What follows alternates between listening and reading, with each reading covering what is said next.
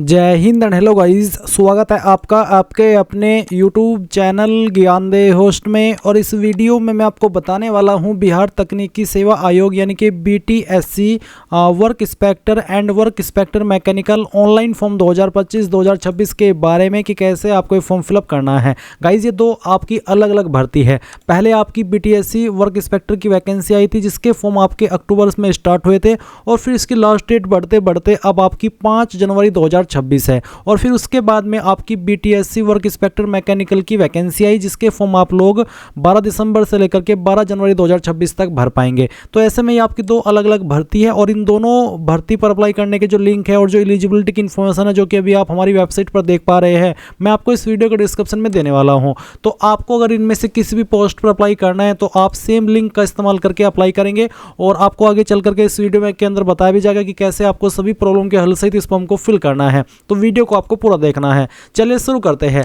अगर आपने अभी तक वीडियो को लाइक शेयर नहीं किया हो तो कर देना और चैनल को सब्सक्राइब कर लेना। फिर जो मैंने इस वीडियो के डिस्क्रिप्शन में लिंक दिया है ये आप ओपन करेंगे। अगर आपको BTSC वर्क इंस्पेक्टर मैकेनिकल की पोस्ट पर अप्लाई करना है तो आप ये वाला लिंक ओपन करेंगे और अगर आपको सिंपल वर्क इंस्पेक्टर की पोस्ट पर अप्लाई करना है तो आप ये वाला लिंक ओपन कर लेंगे। जैसे आप इनको ओपन करेंगे तो आपको जानने को मिलेगा कि मैकेनिकल की पोस्ट पर 493 वैकेंसी है। 10वीं ITI वाले कैंडिडेट अप्लाई कर पाएंगे। सभी कैटेगरी के लिए 100 रुपये फीस है और किस कैटेगरी में कितनी वैकेंसी है वो आप देख सकते हैं।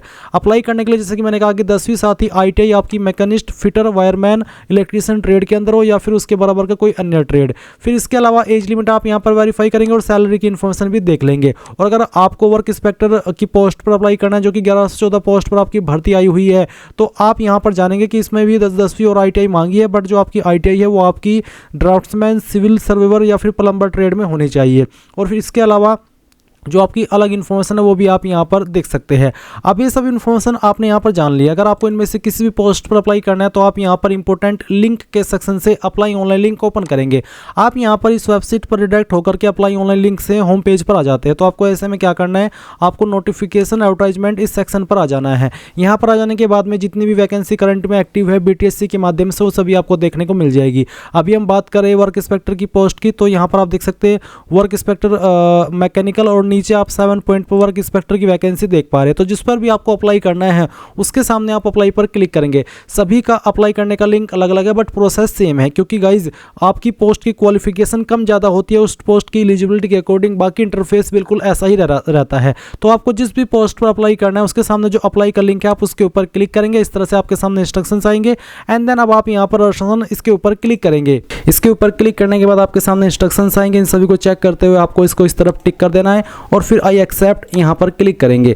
अब आपको यहाँ पर अपनी इन्फॉर्मेशन फिल करनी है। तो सबसे पहले कैंडिडेट नेम, ये जो नाम आपका यहाँ पर आप भरेंगे ये आपको 10th के सर्टिफिकेट के अकॉर्डिंग अंग्रेजी के बड़े अक्षरों के अंदर फिल करना है। फिर आप यहाँ पर जो भी आपका फादर नेम है वो एंटर कर देंगे। ये भी आपको 10th के सर्टिफिकेट के अकॉर्डिंग ही भरना होगा। उसके बाद आपकी जो माता जी का नाम है वो भी आपको यहाँ पर डाल देना है।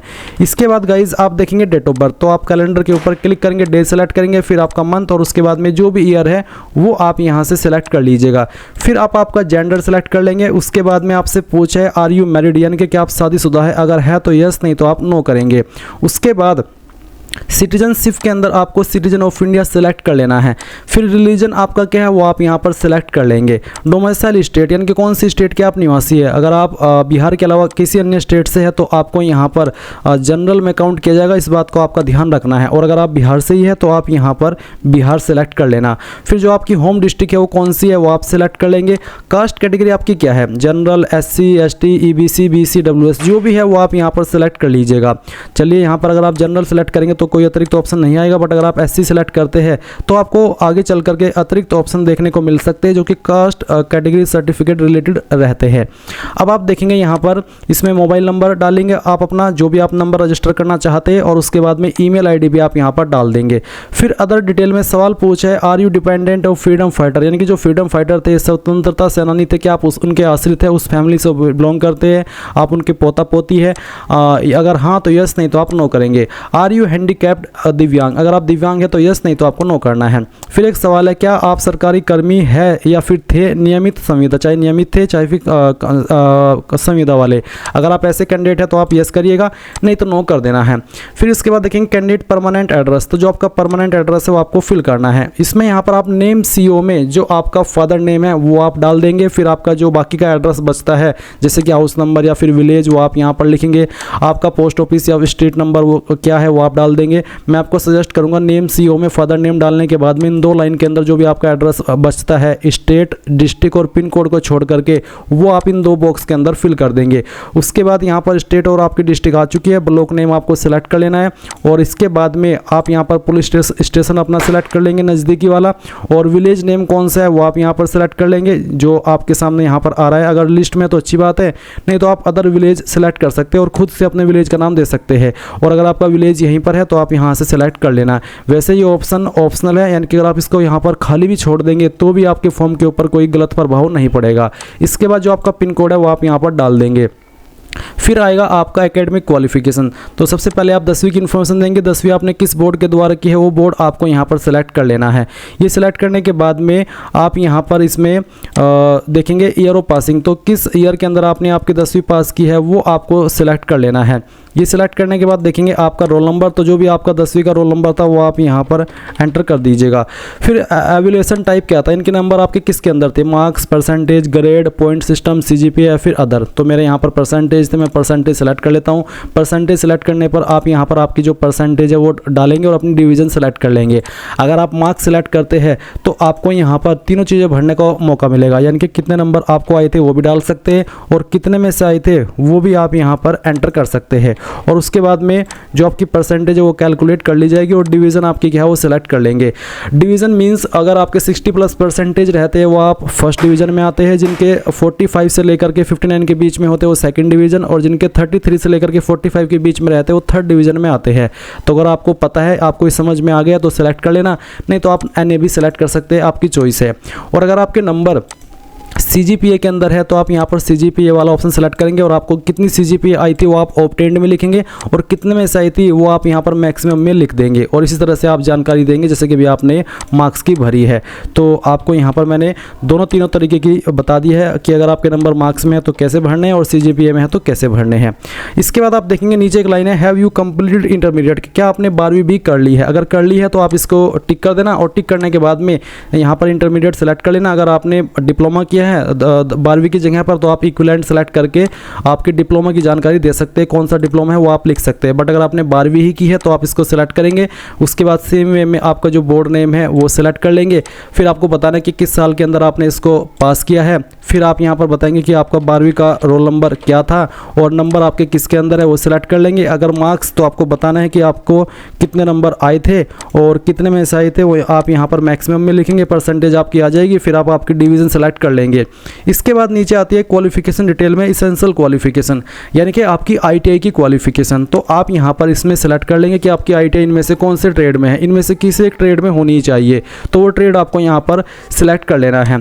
फिर आप यहाँ पर इसमें यस कर देना एफर्मेशन में, और उसके बाद में यूनिवर्सिटी, कॉलेज, इंस्टीट्यूट नेम के अंदर आपको बताना है कि कहाँ से आपने आपकी ITI की है, वो नाम आप यहाँ पर एंटर कर देंगे, आपकी इंस्टीट्यूट का पूरा नाम। फिर किस साल के अंदर आपने पास किया वो साल आपको यहाँ पर सिलेक्ट करना होगा। ग्रेड सिस्टम अगर था तो यस, नहीं तो आप यहाँ पर नो कर देंगे। और उसके बाद में आपको फिर आपके मार्क्स में नंबर देने हैं। मैं आपको डेमो के लिए नंबर भर करके दिखा रहा हूँ, आपको बताना कि कितने नंबर आपको आए थे और कितने में से आए थे वो आप यहाँ पर टोटल मार्क्स के अंदर एंटर कर देंगे सभी ईयर के मिला करके, और परसेंटेज आपकी यहाँ पर कैलकुलेट कर ली जाएगी। इसके बाद ही जो वेरिफिकेशन कोड है वो आप डालेंगे, वैलिडेट एंड प्रीव्यू इसके ऊपर क्लिक करेंगे। अब आपने यहाँ पर जो भी जानकारी भरी है उसका प्रीव्यू आपके सामने आएगा। आप इन इन्फॉर्मेशन को बहुत ही अच्छे से एक एक करके चेक करेंगे। जब आपको लगे कि हाँ एक एक स्पेलिंग मैंने चेक कर ली है और बिल्कुल जानकारी सही है, जल्दबाजी मत करना, तो ही आप यहाँ पर टिक करेंगे और सबमिट के ऊपर क्लिक करके यहाँ से ओके कर देंगे। ओके करने के बाद में आपको यहाँ पर आपकी ईमेल आईडी और मोबाइल नंबर वेरीफाई करने को बोला है, तो आप यहाँ पर वेरीफाई ईमेल आईडी इसके ऊपर क्लिक करेंगे। आपकी ईमेल के ऊपर एक OTP जाएगा, वो OTP आप यहाँ पर डालेंगे और उसको वेरीफाई कर देंगे। चले मैं आपको यहाँ पर जो ईमेल के ऊपर OTP मुझे प्राप्त हुआ है, जो कि आपको ईमेल चेक कर लेनी है अपनी, जहाँ पर भी आपने उसको ओपन करके रखा है, वो OTP आप यहाँ यहाँ पर डालेंगे और ये डालने के बाद में वेरीफाई के ऊपर क्लिक करेंगे तो आप देख सकते हैं आपकी ईमेल वेरीफाई हो चुकी है। सेम वे में वेरीफाई मोबाइल नंबर के ऊपर क्लिक करेंगे और आपके नंबर के ऊपर एक OTP आपको सेंड किया जाएगा। वो OTP आप यहाँ पर डालेंगे और वेरीफाई इसके ऊपर क्लिक कर देंगे। इसके बाद आपका नंबर यहाँ पर इस तरह से वेरीफाई हो जाएगा। अभी आप यहाँ पर क्या करेंगे, व्यू राशन स्लिप इसके ऊपर क्लिक करेंगे एंड आप इस तरह का इंटरफेस देखेंगे। आपको प्रिंट राशन स्लिप इसके ऊपर क्लिक करके, अगर आपके पास प्रिंटर नहीं है तो आप इसको PDF के रूप में सेव कर लेंगे और बाद में प्रिंट करा लेंगे। इसके बाद गाइज आप यहाँ पर इसमें नीचे की तरफ आएंगे और देखेंगे फीस का अमाउंट दिया है तो आप प्रोसीड फॉर फी पेमेंट इसके ऊपर क्लिक करेंगे। आपको पेमेंट के पेज पर ट्रांसफर किया जाएगा। जब तक आप आपकी फीस जमा नहीं करेंगे तब तक आपका फॉर्म फाइनल सबमिट नहीं माना जाएगा। तो आपके सामने सभी विकल्प है फीस पे करने के, जैसे कि SBI net banking, SBI debit card, UPI, other bank का डेबिट कार्ड, अदर बैंक की नेट बैंकिंग। अगर आप UPI से करना चाहते हो तो UPI सेलेक्ट करके यहाँ पर सेलेक्ट कर लेना कि आपको UPI ID के माध्यम से करना है या फिर QR कोड। तो आप QR कोड सेलेक्ट करके आपके सामने QR कोड आ जाएगा और फिर आप यहाँ पर जो आपकी फीस पेमेंट है वो कर देंगे। फीस पेमेंट करने के बाद में जैसे ही आपकी ट्रांजैक्शन सक्सेसफुल रहेगी तो इस तरह से आपके सामने इंटरफेस आएगा। आप यहाँ पर simply proceed to upload photo and signature इसके ऊपर क्लिक करेंगे। इसके ऊपर क्लिक करने के बाद आपके सामने कुछ ऐसा इंटरफेस आएगा जहाँ पर आपको आपका फ़ोटो अपलोड करना है। आपको देख लेना है कि आपकी जो फ़ोटो की विथ है यानी कि चौड़ाई है वो आपकी 3.5 सेंटीमीटर और हाइट 4.5 सेंटीमीटर होनी चाहिए। तो यानी कि आपको यहाँ पर जो इंस्ट्रक्शंस है ये फॉलो करने के साथ साथ ही अपना फ़ोटो सिग्नेचर अपलोड करना है। तो आप ब्राउज़ के ऊपर क्लिक करेंगे। इसके ऊपर क्लिक करने के बाद में गाइज आप आपकी जो फ़ोटो फाइल है वो सेलेक्ट करेंगे। आप यहाँ पर देखेंगे सेलेक्ट लेटेस्ट कलर्ड सिग्नेचर और लेटेस्ट कलर्ड फ़ोटो। जो आपका सिग्नेचर है वो आपको ब्लैक इंक पेन का इस्तेमाल करते हुए अपलोड करना होगा क्योंकि मेनली वही आपसे लिया जाता है। अन्य जो कलर के पेन होते हैं अगर आप उसका इस्तेमाल करते तो उसमें इशू आ जाता है। तो ये चीज़ आपको ध्यान में रखनी है। सैम्पल इमेज आपके सामने दिए गए हैं तो आपको यहाँ पर नीचे इंस्ट्रक्शंस एक बार और अच्छे से देख लेने हैं। Do not scan the complete page. आपको कंप्लीट पेज स्कैन नहीं करना है जब आप फोटो को अपलोड कर रहे हो। फोटो का फॉर्मेट JPEG या फिर JPG या फिर PNG इनके इनमें से कोई भी चल जाएगा। साइज बोला है कि ensure that the size of the scanned image is not more than 35 KB यानी कि 5 से 35 KB के बीच में आपके फ़ोटो का साइज रहना चाहिए। अगर आप ये चीज़ें अच्छे से फॉलो करेंगे तो मैं आपको विश्वास दिला सकता हूँ कि आपको कोई इशू नहीं आएगा। उसके बाद में आप यहाँ पर नीचे देखेंगे वेरिफिकेशन कोड। जब आप आपका फ़ोटो सिग्नेचर अपलोड कर ले और वेरिफिकेशन कोड डाल करके आगे सबमिट करें तो आपके सामने यहाँ पर कुछ ऐसा इंटरफेस आएगा। अब आप I declare that I have read the instructions इसके ऊपर क्लिक करेंगे और इसके ऊपर क्लिक करने के बाद में यहाँ पर गाइज आपके सामने कुछ ऐसा इंटरफेस आएगा। बेसिकली आपको आपके एड्रेस की इन्फॉर्मेशन भरनी है। तो एक तरफ है परमानेंट एड्रेस और दूसरी तरफ है कॉरेस्पोंडेंस मेलिंग एड्रेस जिसका मतलब होता है प्रेजेंट एड्रेस। तो यहाँ पर आप परमानेंट एड्रेस भर के, अगर आपका प्रेजेंट एड्रेस और परमानेंट एड्रेस सेम है तो आप इस बॉक्स को टिक कर देना सेम एज परमानेंट एड्रेस पर क्लिक करके। तो जो एड्रेस आपने परमानेंट एड्रेस में भरा है वो इस तरफ भी आ जाएगा। अगर अलग अलग है तो अलग अलग से भर सकते हैं। नेम CO में आप आपके फादर का नेम डालेंगे और बाकी जो आपका एड्रेस है जो भी है आपके ID के अकॉर्डिंग वो एड्रेस आप यहाँ पर जैसे कि हाउस नंबर, विलेज, स्ट्रीट या फिर post office, state name, district name, block name, police station, village, ये सब आप इन्फॉर्मेशन यहाँ पर भर देंगे। फिर आपके सामने यहाँ पर डॉक्यूमेंट्स अपलोड करने का सेक्शन आएगा। ये जो आपको देखने को मिल रहा है मैंडेटरी का मतलब अनिवार्य और ऑप्शनल का मतलब अगर वो आपके पास चीज़ है तो अपलोड कर दे, नहीं है तो आप उसको छोड़ सकते हैं। और बोला है कि जहाँ पर कोई चीज़ एप्लीकेबल नहीं हो रही है आपके ऊपर देन आपको NA टाइप करना होगा। इसके अलावा साइज़ आपको 25 KB से लेकर के 2048 KB के बीच में रखना है और साइज़ तो मैंने बताया अभी, और फॉर्मेट आपको PDF का रखना होगा। तो पहला है मान्यता प्राप्त औद्योगिक प्रशिक्षण संस्थान से ITI यानी कि जो आपकी ITI है उसकी डिटेल आप भरेंगे। इश्यूइंग अथॉरिटी में आप बताएंगे कि किसके द्वारा आपका जो ITI का सर्टिफिकेट है वो जारी हुआ है, NCVT, SCVT या फिर आप चाहे तो यहाँ पर जो आपकी यूनिवर्सिटी का नाम है उसका भी नाम दे सकते हैं क्योंकि उसके द्वारा ही वो जारी होता है। तीनों चीज़ें में से आप कोई भी भर सकते हैं, NCVT या फिर SCVT या फिर आपकी इश्यूइंग अथॉरिटी यानी कि आपके इंस्टीट्यूट का नाम। उसके बाद इशू डेट, किस डेट में इशू हुआ है वो, और फिर आपका certificate number and upload degree के ऊपर क्लिक करके जो आपका डिग्री सर्टिफिकेट है वो आप अपलोड कर देंगे। और नीचे आपको यहाँ पर डिग्री इशू डेट के साथ में मार्कशीट इशू डेट का भी विकल्प देखने को मिल रहा है। तो आप यहाँ पर मार्कशीट इशू डेट भी दे सकते हैं और जो आपकी मार्कशीट है वो भी आप यहाँ पर अपलोड कर दीजिएगा। अगर एक से ज़्यादा मार्कशीट है तो आप उनको PDF के अंदर कन्वर्ट कर लेंगे एक ही सिंगल फाइल में और वो अपलोड यहाँ पर आप कर देंगे।